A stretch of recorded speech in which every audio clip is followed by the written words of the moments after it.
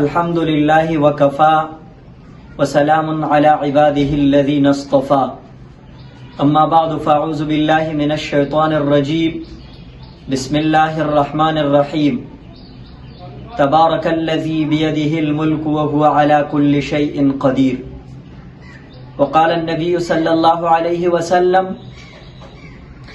ان سورة من القرآن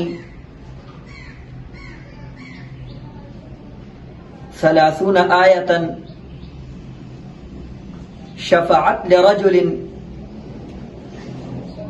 حتى غفر له وهي تبارك الذي بيده الملك او كما قال عليه الصلاة والسلام۔ میرے محترم اور معزز سامعین، آج میں جس موضوع پر آپ حضرات کے سامنے گفتگو کر رہا ہوں، میرے دوستو، میں نے شروع آیات تبارک الذی سورۃ الملک کا پہلا آیات آپ حضرات کے سامنے تلاوت فرمایا، اور ایک حدیث رسول اللہ مبارک کا آپ حضرات کے سامنے تلاوت فرمائی۔ میرے عزیزو، احادیث مبارکہ میں سورۃ الملک سے متعلق کئی احادیث وارد ہے۔ مثلا جو حدیث میں نے آپ حضرات کے سامنے تلاوت فرمائی، ابو داؤد شریف میں بھی یہ حدیث موجود ہے، ترمذی شریف میں بھی موجود ہے کہ اللہ کے نبی علیہ الصلوۃ والسلام نے فرمایا کہ قرآن کریم میں ایک ایسی صورت ہے جو 30 آیات پر مشتمل ہے۔ وہ ایسی صورت ہے کہ وہ صورت انسان کے لیے شفاعت کرتی ہے، اور یہاں تک کہ وہ شفاعت اللہ کے ہاں کرتے کرتے اس کی بخشش کراتا ہے۔ اور پھر اللہ کے نبی علیہ الصلوۃ والسلام نے فرمایا کہ وہ کون سی صورت ہے؟ فرمایا وہی تبارک الذی بیدہ الملک، وہ تبارک الذی ہے۔ اس کو تبارک الذی بھی کہتے ہیں، سورۃ الملک بھی کہتے۔ اور ایک حدیث میں آتا ہے کہ آپ علیہ الصلوۃ والسلام اس وقت تک نہیں سوتے تھے جب تک آپ علیہ الصلوۃ والسلام سورۃ الملک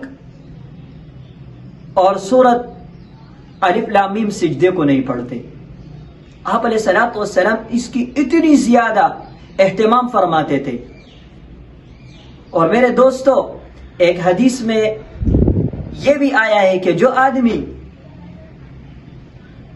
مغرب اور عشاء کے درمیان ان 2 سورتوں کو پڑھتے ہیں تو اللہ رب العزت اس کو ایسے ہی اجر دیتے ہیں جس رات کو یہ پڑھ لیتے ہیں مغرب اور عشاء کے درمیان، گویا کہ اس نے لیلۃ القدر کو پا لیا، اتنا ہی اجر اللہ اس کو عطا فرما دیتے۔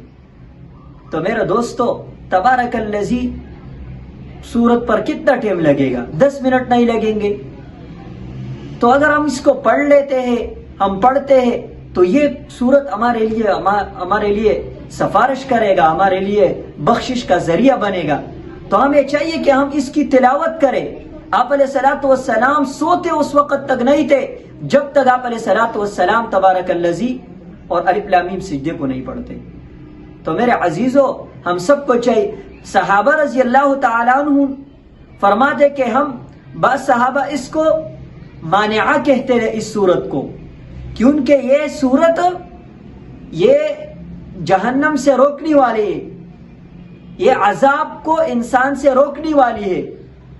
تو میرے عزیزو، یہ صورت ہمارے لیے سفارش اور بخشش کا ذریعہ بن جائے گا۔ ہمیں چاہیے کہ ہم اس صورت کو رات کو سوتے وقت پڑھے، اس کو بھی پڑھے اور اس کے ساتھ الف لام میم سجدوں کو بھی پڑھے، اور مغرب و عشاء کے درمیان بھی پڑھے۔ کتنا اجر ہمیں ملے گا، کتنا ثواب ملے گا۔